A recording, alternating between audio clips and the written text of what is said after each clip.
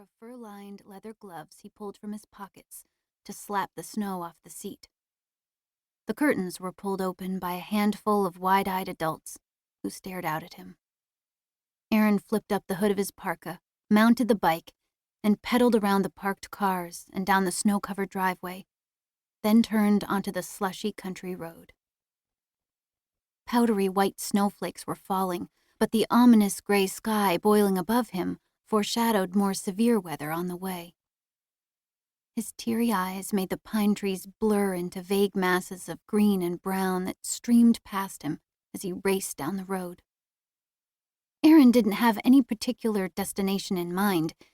He just needed to find a way to stop thinking about how guilty he felt, at least for a while. A half-hour later, the wheels of his bike skittered into a gravel parking lot, pockmarked with lumps of ice and snow. The fast-paced ride had made him sweaty, and the white dress shirt he'd worn to the funeral was sticking to his skin. As he stepped off the bike, a gust of wind enveloped him, sending a chill down his spine. He reached down and zipped the parka to his chin. A battered gray split-rail fence with 2 yellow no trespassing signs lined the edge of a large open meadow carpeted with patches of snow. Next to the fence, a log pole bore a cracked wooden sign, which read, "Mystery Forest Viewing Area." Underneath it was a "Mystery Forest Legends" sign. A shabby ranger's log cabin sat at the west end of the viewing area, but the windows were dark, and it appeared to be as unoccupied as the parking lot. Aaron wiped his nose with the back of his hand and looked around. He had no idea what had drawn him there. The town council had attached the word mystery to the aspen grove over a decade ago, in a lame attempt to create a tourist attraction. There was nothing mysterious about the mystery forest, though. It was just a big aspen grove that butted against an old-growth pine forest. The council encouraged the townspeople to create and circulate rumors about the grove anyway, and the town and local paper had adopted the task with enthusiasm. Of the tales that had emerged, the dumbest and most improbable one was that a wishing tree lived at the grove's center. If it was in the right mood, the tree would grant a wish to whoever touched it.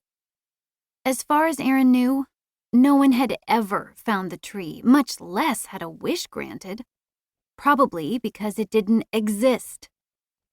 After numerous hikers trying to find the tree or unearth the mystery had become lost or required rescue, Forest Service officials severely reduced access by requiring hikers to apply for special entry permits, which were rarely granted.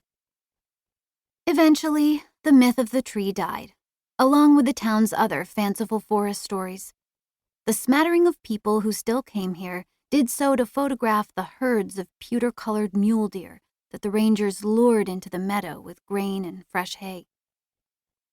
The tree might not be real, but Aaron desperately wanted to believe that something could alter his sister's fate. And his. Ignoring the no trespassing signs, he climbed over the sagging fence and tramped toward the pine forest at the meadow's end. After crossing the rickety-covered bridge that spanned the slowly meandering river, he finally reached the tree line. His heart began to pound, and his mouth went dry. Aaron clenched his fists into tight balls and took a step into the forest. No matter how improbable his quest for the tree was, he felt compelled to trespass into the forbidden forest to continue it. The snow danced wildly in the wind and began to fall harder, quickly covering the trails like lacy white curtains. Not knowing which way to go, Aaron dashed into the largest open space between the trees and began to march through the woods. Soon, heavy clumps of slush caked his boots, making every step harder, but he couldn't stop, and he definitely couldn't go home. Before long, the huge stands of green pine, fir, and spruce disappeared. Only a wall of aspen trees remained, tall and regal, with bright white trunks streaked with black. They crowded close together,